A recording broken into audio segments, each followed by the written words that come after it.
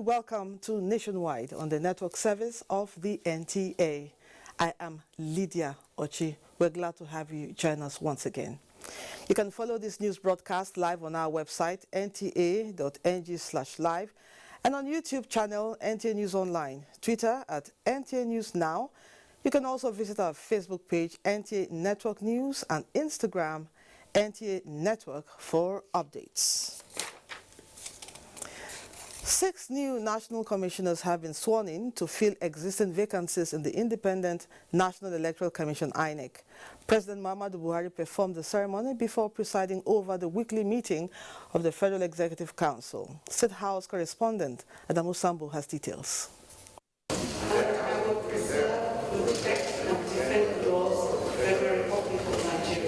The new INEC National Commissioners comprise 2 returning for a second term in office and 4 newly appointed, all of them nominated by President Muhammadu Buhari and confirmed to be of unquestionable integrity by the Senate after a thorough screening exercise. The returnees are Mohammed Kudu Haruna from Niger State and May Abamuche Mbu from Delta State. Those appointed for the first time are Ukwegbu Kenneth Namdi from Abia, retired Major General Abubakar Modibo Ali Adamawa, Professor Rhoda Habo Gumus Bayelsa, and Sam Olugbadegbo Olumekun, Ondo State. Congratulations. President Muhammadu Buhari did not make any further comment at the swearing-in ceremony witnessed by Senate President Ahmed Lawan, Speaker Femi Bajabiamila, as well as the chairman of the Senate and House committees on INEC. The new national commissioners are, however, not unmindful of the high expectations of Nigerians and therefore promised to live above board in the discharge of their responsibilities. We feel honored that we've been nominated as national commissioners, and we'll make sure that, we meet the public expectations and the expectations of the president for a free, fair, and credible election. We want to assure Nigerians that we will deliver on our very, very clean election come 2023. We will key in to the mission and vision of INEC. And you just saw us taking an oath. So that oath guides us to ensure that Nigerians get the best in INEC. The yearning and aspiration of Nigeria will be fulfilled, inshallah. For INEC Chairman Professor Mahamoud Yakubu, the swearing-in of the new national commissioners was a good day for the commission. It's coming 3 days to by-elections in 4 states of the Federation, and as we plan for the Ekiti and Osun governorship elections, and then as we continue to prepare for the 2023 general elections. We will go on firing on all cylinders now that we have the full complement of commissioners, and Nigerians should expect the best out of the commission. Founded in 1998 and backed by the 1999 Constitution as amended, INEC has a mission to serve as independent and effective electoral management body committed to the conduct of free, fair, transparent and credible elections. This is to sustain Nigeria's democracy and indeed the desired democratic culture. From the State House, Adamu Sambu, NTA News. Now from the National Assembly. The Senate Committee on the Review of the 1999 Constitution of the Federal Republic of Nigeria 2022 has laid its report before the Senate. The report presented by the chairman of the committee and deputy president of the Senate, Ovie Omo Agege, was witnessed by the First Lady of Nigeria, Aisha Buhari, in company of Minister of Women Affairs, Pauline Talin, that of Finance, Zainab Ahmed, and other top female government officials. President of the Senate, Ahmed Lawan, seized the opportunity to reiterate National Assembly's commitment towards ensuring more participation of women in nation building. Mr. President, I assume that she is here with the potential 37 new senators that will come into the Senate following the adoption of the want to create an affirmative action for more female parliamentarians in both chambers, in the Senate and the House, and the state legislatures. This, we believe, will help in nation building, as such significant participation by our women will add value to not only legislation but the much desired and needed national development.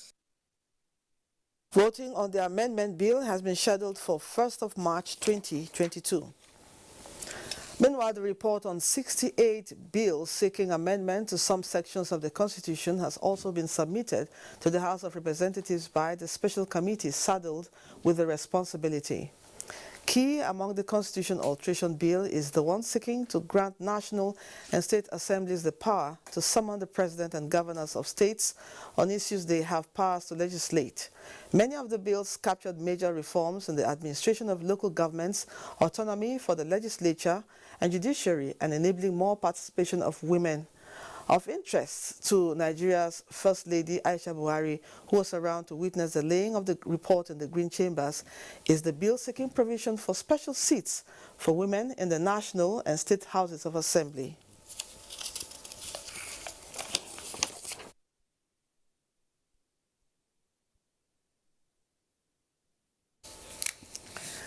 Away from the National Assembly. Less than 24 hours to the visit of President Muhammadu Buhari to Nasarawa State, expectations are high among the people, even as authorities are putting finishing touches to preparations, especially projects to be inaugurated. Aliyu Tijani has an update on the level of preparations.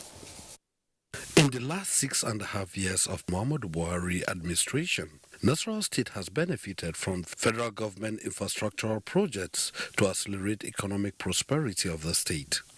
Now, the state is set to receive the president on a 2-day walking visit where he will inaugurate some of these infrastructures. Among projects to be inaugurated is the 330 kV power substation in Lafia, initiated and executed by the Buhari administration, already supplying uninterrupted electricity to the capital city and environs, ending decades of poor electricity in Lafia. And from what you can see, everyone had put in his best. So we can say we are quite ready right now over here to receive Mr. President tomorrow. In those days, we meant to understand that generator is the main source of power supply in Nasarawa State. But now, as you can see, we really have power supply now. For the past 20 years, we've never had it so good like we're having here. It is also expected to backfeed the nation's capital, Abuja. Also, the newly built CBN office complex and federal secretariat in Lafia will be inaugurated. Other state government projects slated for inauguration include Mega Bus Terminal in Karu and Lafia, Vocational and Skill Acquisition Center, Kefi Neighborhood Market and Square, as well as Lafia Airport. The people are hopeful that this life-changing infrastructure will enhance revenue of the state, create jobs, and improve the state economy. In Lafia, Aliyu Tijani, NTA News. Academic Staff Union of Universities, ASUU, and the federal government, represented by the Minister of Labor and Employment, Dr. Chris Ngige, will continue negotiations next week to end ongoing industrial action by ASUU. Ekene Dulue reports that the meeting between the two bodies last night ended without resolving all the contending issues. On February 14, 2022, ASUU commenced a 4-week strike action to press home its demands for improved conditions of service for members. Resolving these issues is why the federal government and leadership of ASUU are back on the negotiation table. Issues for deliberation include end academic allowance, revitalization fund for public universities, promotion arrears, inconsistencies in IPPIS payments, and non-signing of the 2009 federal government ASUU renegotiation agreement. After a closed-door session spanning over 7 hours, leadership of ASUU left without addressing the press. Minister of Labor and Employment, Dr. Chris Ngige, however, said some of the key areas have been sorted out, while the issue of revitalization fund will be addressed once negotiation continues next week. We have discussed and touched on all the demands, 5-point demands. We've gone through all of them, sorted them out, fixed timeline for action on number 4. Tomorrow, on the government side, we'll meet with Finance Minister and Education and the Chief of Staff as directed by Mr. President, so that we can finalize certain gray areas in the issue of revitalization fund. The two bodies had earlier expressed commitment to resolve the contending issues so that students will go back to classes. Ekene Ndulue, NTA News. The Department of State Services has denied media reports credited to Trakang Budget that the Service Counter-Terrorism Center in Bauchi is not under construction in spite of budget provisions. A statement by the spokesperson of the DSS, Dr. Peter Afunaya, indicates that Trakang Field Officer did not visit the project site, where about 17 structures are simultaneously being executed by different contractors and are at different levels of completion.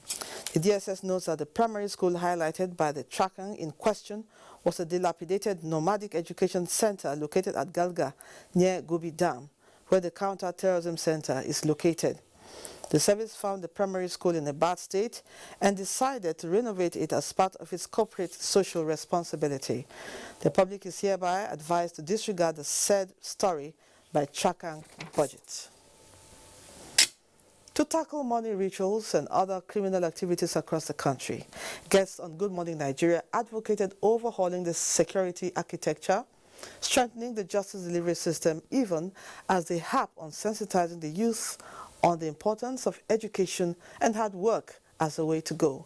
Alika Akpanachiaroa reports. In Nigeria says the breakdown in moral values and lack of parental love and guardians is instrumental for some of the immoral behavior among Nigerian youths. And to curb this scourge, families and society must stop celebrating wealth acquired through illegal means and also report all suspected criminal activities to the police. Today, you have a set of parents who are either absent physically or psychologically. It had nothing to do with riches or poverty. They further stressed the need for reorientation of the youth on the importance of education and contentment, in addition to putting effective punitive measures in place to tackle perpetrators to deter others from engaging in such. A society that is not educated, a society that lives or craves for riches rather than education is doomed. And therefore, there is the need for us, if possible, to go back to those days where there is free primary, secondary school education. We should be able to build institutions where these boys can be taken to, where this boy can receive some orientation. They are not going to stop through arrest. The guests also call for a holistic approach in curbing the menace in Abuja. Alika Okwanachi, Arua, NTA News.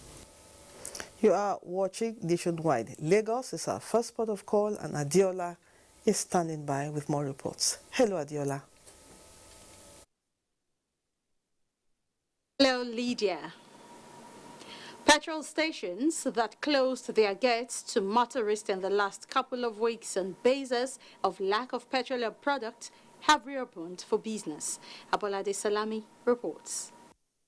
Life is returning to normal for Lagos residents following the availability of petrol that was predominantly scarce for some weeks. The experience brought untold hardship to motorists, especially as they had to queue for hours before they can buy the product. Since the situation has eased in some parts of the metropolis, it was difficult for some to buy petrol for the period the long queues lasted. No, some places they change the price, but here they not change the price. Here and any NPC they not change the price. Now the normal price. As like a Barega where I'm living, they are selling 200 naira per liter. At the first station? Yes. And did you ask why they are selling at 200? I don't know. It's their business. While many are still worried over the situation, some retail outlet owners who spoke off camera said the scarcity is as a result of issues witnessed at depot. In Victoria Island and Lekki axis and some parts of the metropolis, the queues are disappearing as motorists now buy fuel with ease. How long did it take you to get fuel? It's now up to 10-15 minutes. All the best. We believe that I think we are getting there now, but it's even better than last week. So Thank God say you know they like before you don't get them. So as before you can stay more than 5 hours like that, because now as if you come filling station, some filling station serve as if you dey like some minutes you go get them. While the panic buying situation came as a surprise, the quick response of the federal government in addressing the causes came as huge relief to Nigerians. In Lagos, Abolade Salami, NTA News. Operations are presently at low ebb at Tinkan Island Port and environs due to the withdrawal of services by clearing agents and freight forwarders over what they described as contentious issues surrounding the newly introduced evaluation system. Michael Olaleye reports. Vibrant Tinkan Island ports looking deserted on a day when the volume of trade transactions is usually huge. The bone of contention behind this unimaginable atmosphere, according to the clearing agents, is that the evaluation policy has increased duties paid on goods by 300%. A duty that we paid $250 before is going to be paying about $2 million plus. Can you imagine a vehicle of 2006 where you are wearing the clearing cost will now be around 2.6 million? How much are they buying it?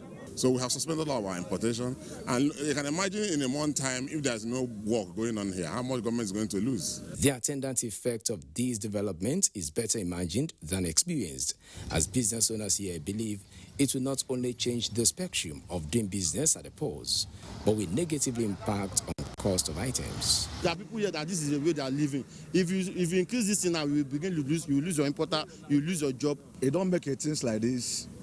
Start the automation. One, without carrying along the stakeholders, the critical stakeholders, like the freight forwarders.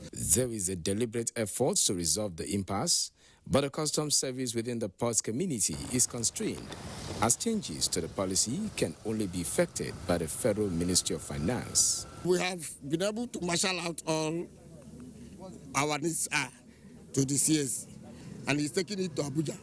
Maybe before Friday, things will normalize here. The Nigerian Ports Authority says measures are in place to ensure that port operations are not totally grounded. If you go around now, you will see that there are police and MPS security all at the beats, escorting them while they do their protest peacefully. And we've told them this is a national asset. They cannot afford to disrupt people that have come here to do their business legitimately. The suspension of services by clearing agents and freight forwarders is not in the interest of the port community. This is because it is coming at a time efforts are on to decongest yard occupancy and reduce turnover time on cargo evacuation. But the big question here is that who pays for the demurrage incurred while the strike lasts? In Lagos, Michael Olaleye, NTA News. Leveraging on the potential of Nigeria in the digital space for economic growth and national image is a task for all stakeholders. Minister of Communication and Digital Economy, Isa Ali Pantami, who stated this at an interactive session in Lagos, also said government is to establish a national council to maximize benefits derivable in the sector. Samuel Johnson reports. The world is digital. The interactive session with industry players in attendance is for the minister to have open discussion and proffer solutions to the identified problems. From infrastructure to cost of production, including data, speakers at the event believe that government, regulatory agencies, and the private sector need more collaboration for Nigeria to excel in information communication technology. The government has made a lot of progress on ease of doing business in Nigeria. There's a digital aspect that we can put in there of ease of doing business to transform the digital economy. Right now, the regulators are working in silos, and sometimes they are stifling innovation because they are over-regulating. What is happening around the world in the postal communities is about digitization. From the perspective of regulatory intervention by the NCC, we're doing a lot to spur the growth of startups.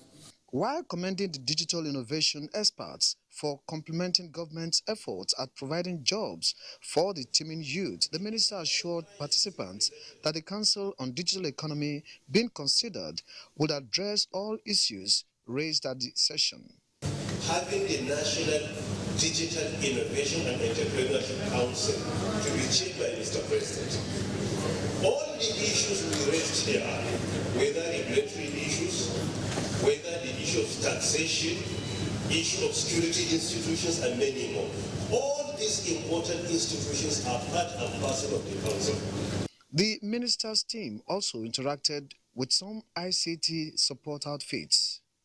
In Lagos, Samuel Johnson, NTA News. And those were the stories from the Center of Excellence. But don't forget that you can follow this news broadcast live on our website at nta.ng/live and on YouTube at NTA News Online. You can follow us also on our Facebook page at NTA Network News. Our Twitter handle is at NTA News Now and on Instagram at NTA Network for updates. Nationwide will continue after this break. To stay on.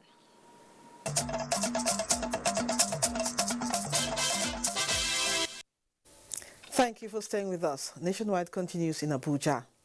More clarifications for the delay and subsequent plans for the realization of a proposed date for the much anticipated All Progressives Congress National Convention have been made by top party stalwarts.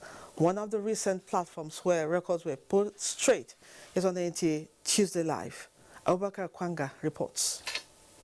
Internal party politics remains one of the fundamental requirements in building a formidable force for elections and entrenchment of democratic leadership in the country. Now, the governing All Progressives Congress APC for some time has been settling on practical options to avoid political feuds that may lead to misfortune of the party. We say progressives.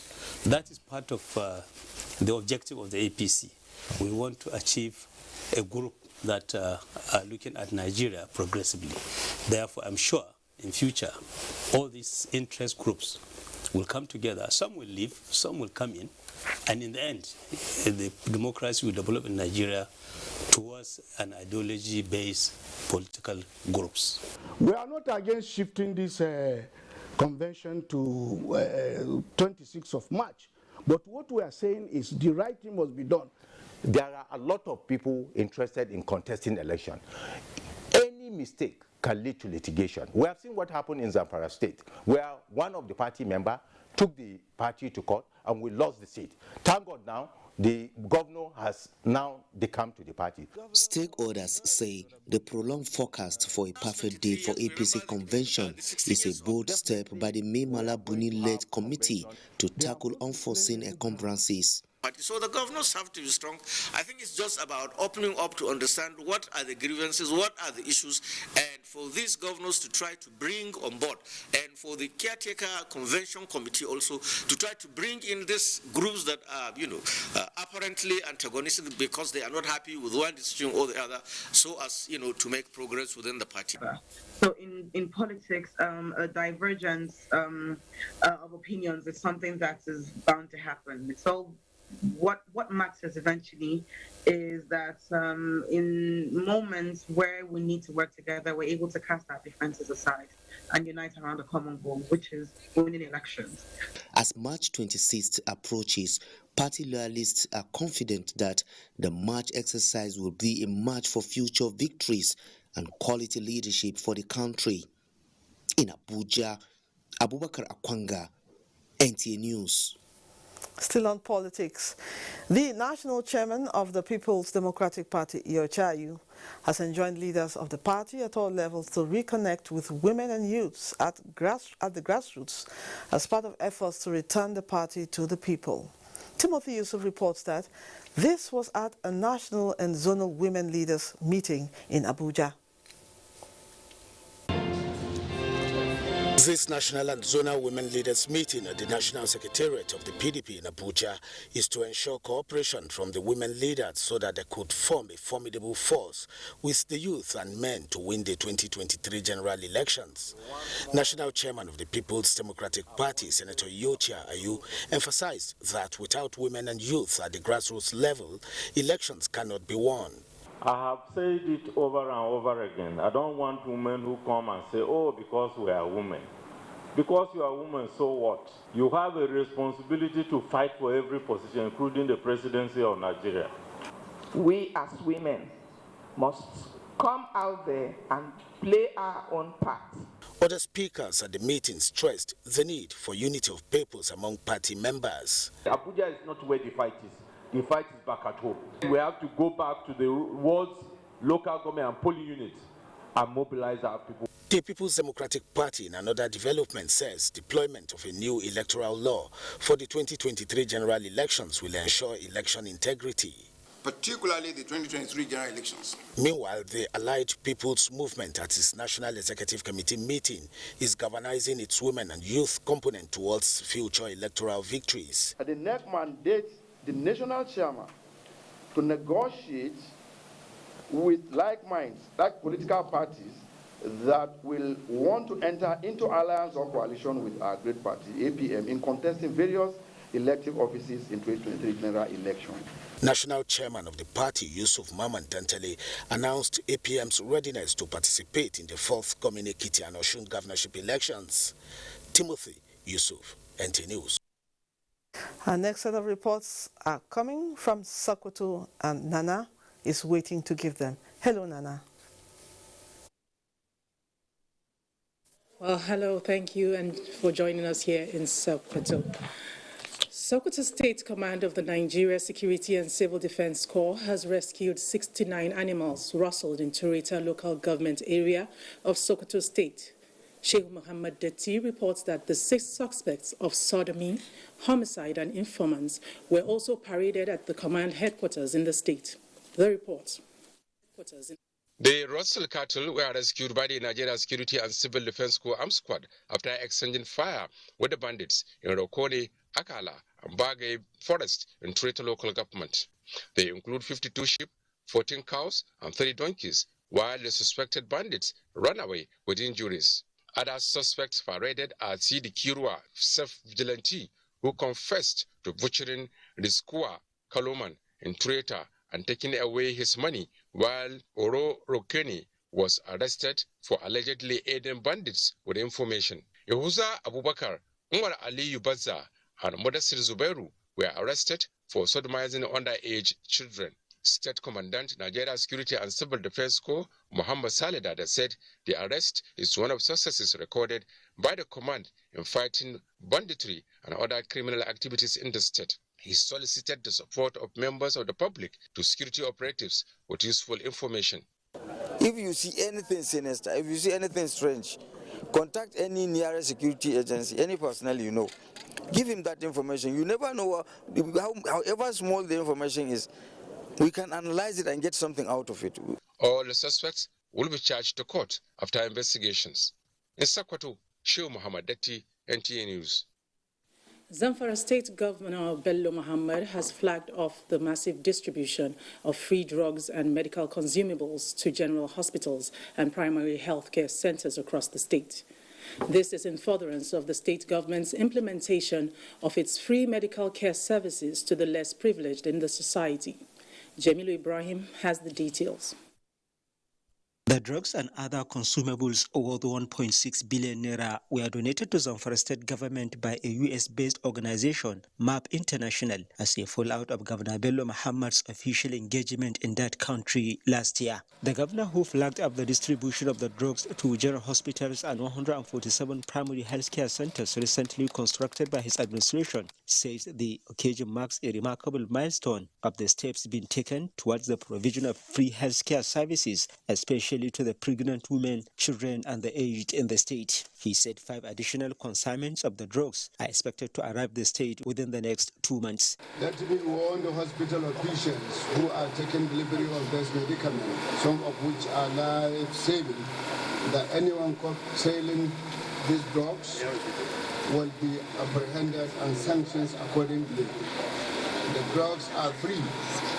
They are meant for our people, most especially the less privileged. Zamfara State Commissioner of Health Aliyu Abubakar Safi said adequate arrangement has been made to ensure timely delivery of the drugs to the hospitals and other healthcare centers across the state and their proper utilization. And for the community, especially traditional rulers, to also monitor the proper utilization of these commodities in our health facilities. The pharmaceuticals include antenatal care drugs, diuretics, supplements, rehydration medications, as well as inhalers and optical glasses, among other things. In Gusau, Jamilu Ibrahim, NTA News. Well, that's it for us, but don't forget you can follow this news broadcast live on our website, nta.ng/live, and on our YouTube channel, NTA News Online. You can also visit our Twitter handle at NTA News Now, our Facebook page, NTA Network News, and Instagram, NTA Network, for updates. It's good to have you join us. Thank you. It's over to Abuja again. Many thanks, Nana. The Economic Community of West African States, ECOWAS, has commenced the construction of regional power line to connect member states under the West African Power Pool.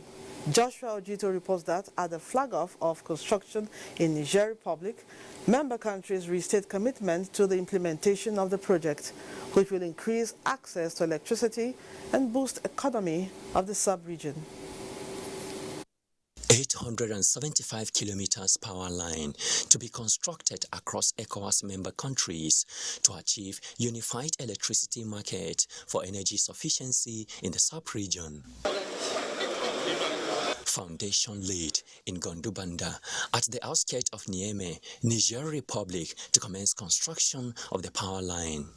Nigeria's Minister of Power, Abubakar Aliyu, and his counterpart of defense, who represented President Muhammadu Buhari, joined ECOWAS chairman and Ghanaian president, as well as Niger president, to flag off the project. $568 million is to be expended on the project, which African Development Bank, World Bank, French Development Agency, and NEPAD are financing. At the opening of the 33rd session of ECOWAS West African Power Pool Ministerial meeting, Nigeria restates its commitment to ensuring that the sub-regional electricity project is completed. Joshua Ojito, NTA News. The Director General, National Council for Arts and Culture, Otumba Olusegun Ronsewe, has pledged stronger ties with the Bulgarian government in the area of marketing their rich cultural heritage. The Director General made this pledge in his office when he hosted the Ambassador Extraordinary of the Republic of Bulgaria, Yanko Yodano, in his office. Ronsewe revealed that the Republic of Bulgaria has featured regularly in the International Arts and Crafts INAC Expo, the annual program of the NCAC aimed at showcasing the arts and craft of different countries to the world. Otumba Ronsewe promised to make this year's INAC Expo bigger and better, and promised to use the event to cement the existing relationship between Nigeria and Republic of Bulgaria. Earlier, the Ambassador Extraordinary to the Republic of Bulgaria said he was in the council to seek cooperation between his country and Nigeria through the National Council for Arts and Culture, and to present the symbol of their cultural heritage to the council. He revealed that the cultural relationship between Nigeria and Bulgaria dates back to 1964.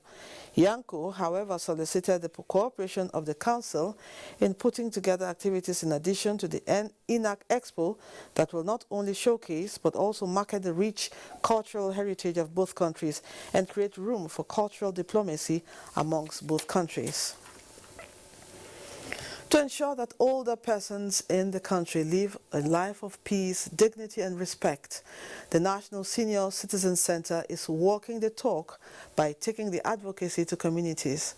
Ruth Agwele reports that the Director General, Dr. M.M. Omokaru, led a delegation with its partners on a courtesy visit to the palace of the Sapeyi of Gadki in the FCT to seek for support.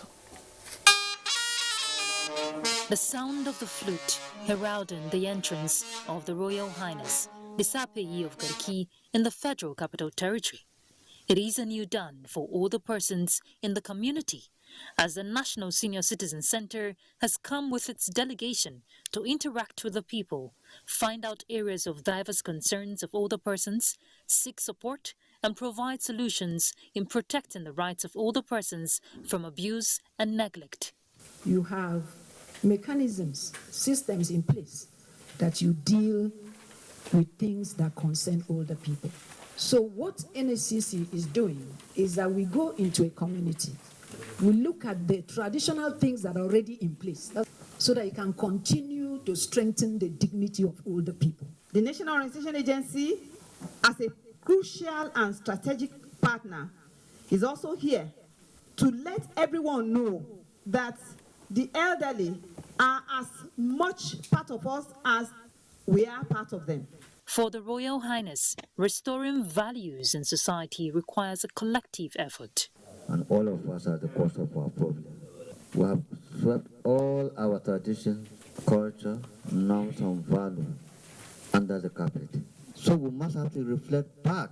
If we want tomorrow, we want future to be good for our younger ones. As the people speak out, the advocacy is expected to bridge the gap and build societies where the dignity of all the persons are preserved. In Abuja, Ruth Aguele, NTA News. It's still nationwide on the network service of the NTA. We now go over to Ibadan, and Kemi is ready. Hello, Kemi. Lydia, and welcome to Ibadan. The lingering fuel scarcity has continued to take its toll on residents of Ibadan, the Oyo State capital. Oloyede Olawale went around Ibadan metropolis to monitor the situation and brought this report, which is presented from our studio. The past few weeks, queues has resurfaced in filling stations across the country with its negative effects on daily activities of Nigerians. It's already affected everybody. It's not only me, it's everybody. So that is how the country is today. So we don't know what to do. Some filling stations sell fuel to motorists at the regulated price of 160 naira per litre. Others are under lock and key as motorists express their feelings on this. Queue was very, very long. I don't have option than to wait because I cannot move without getting the fuel. Meanwhile, the Minister of State for Petroleum Resources, Temipre Silva, has urged Nigerians to be patient with the federal government in its bid to find solution to the scarcity. The minister blamed the scarcity on the special failure of adulterated fuel into the country. In line with his nationwide consultations on his presidential ambition in the forthcoming 2023 general elections, All Progressives Congress leader Asiwaju Bola Tinubu paid a visit to the Alaafin of Oyo, Oba Lamidi Adeyemi III, in his palace. Correspondent Sefiu Olaniyan's report is presented from our studio. APC national leader Asiwaju Bola Tinubu was received by the Alaafin of Oyo, Oba Lamidi Olayiwola Adeyemi III, chiefs and traditional rulers from Okeogun area of Oyo State.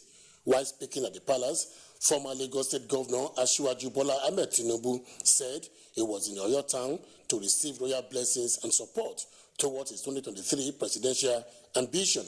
All I came for today is to seek your blessing, your cooperation, your prayer, to become the president. In his response, the Alaafin of Oyo, Oba Lamidi Olayiwola Adeyemi III, prayed God to grant him wisdom. The monarch also prayed for peace in Oyo State and Nigeria in general. Asiwaju Bola Tinubu has since left the ancient town of Oyo in continuation of his consultation. And that's it from Ibadan. More reports on Nationwide after the break. Don't go away.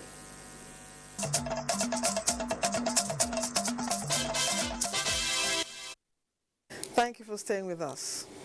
A total of 255 hectares of cannabis farms spread across 5 local government areas in Oyo State have been destroyed in an operation that lasted for 7 days by the operatives of the National Drug Law Enforcement Agency, NDLEA.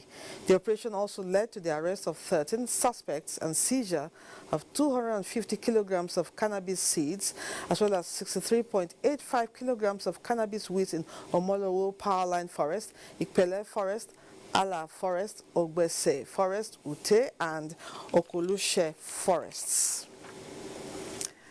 We're now going over to Jos, and Felicia is our guide. Hello, Felicia.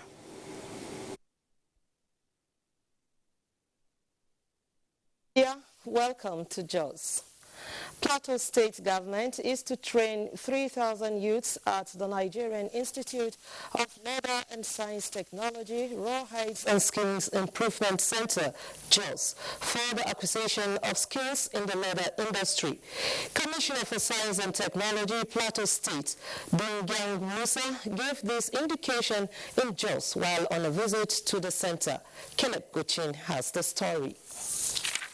The quest by the federal government to diversify the nation's economy led to the establishment of extension centers of the Nigerian Institute of Leather and Science Technology, with Jos coming on board with 6 others.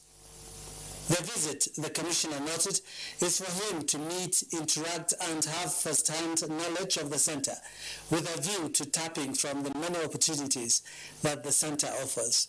He says that the state government is committed to collaborating with the center to ensure that unemployed youths are gainfully engaged. From the beginning to the finishing of leather rope production here is wonderful. If properly harnessed and put into use, I think Plateau State is going to benefit tremendously from this center. Manager of the center, Dr. Bruce Habila, expressed optimism that the leather industry will soon be one of the leading sources of revenue if given the necessary attention by stakeholders. We have trained over 200 here in Plateau and over 500 from neighboring states. And we have this monetary evaluation policy of trying to know how they are faring in their day-to-day activities. The commissioner had an on-the-spot assessment of the equipment at the center, which have the potentials to handle all manner of production in height and skin. In Jos, Caleb Gochin, NTN News. In furtherance of his commitment towards enduring peace in the state, the Commander of Operation Safe Haven, Major General Ibrahim Ali, has inaugurated 26-member standing committee headed by retired Justice Daniel Longji towards implementing the report on protracted crisis in parts of Basa, Jos North, and Jos South local government areas. Caleb Guchin again reports. In recent times, some parts of local government areas bordering the state capital have suffered renewed conflicts, drawing concerns from well-meaning citizens. The commander, who has been proactively involved in trying to mitigate the crisis, says the choice of the members to work towards the implementation of a report submitted by an earlier committee that looked into the causes of the unrest has become imperative.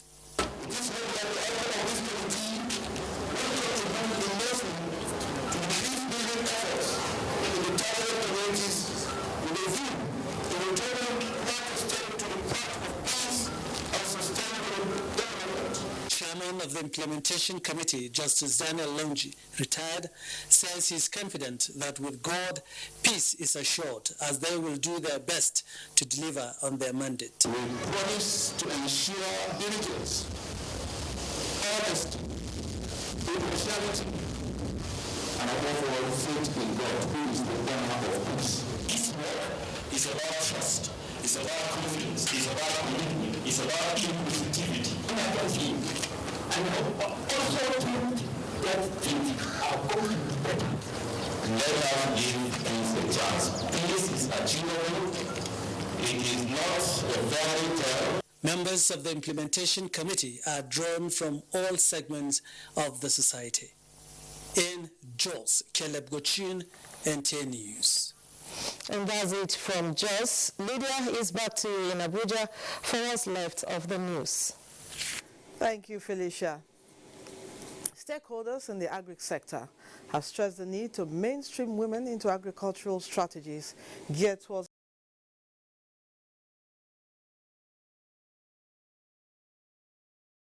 adaptation strategies organized by the Federal Ministry of Agriculture and Rural Development for women farmers in Owerri. Faith Igwilo has details. Women farmers drawn from the southeast region.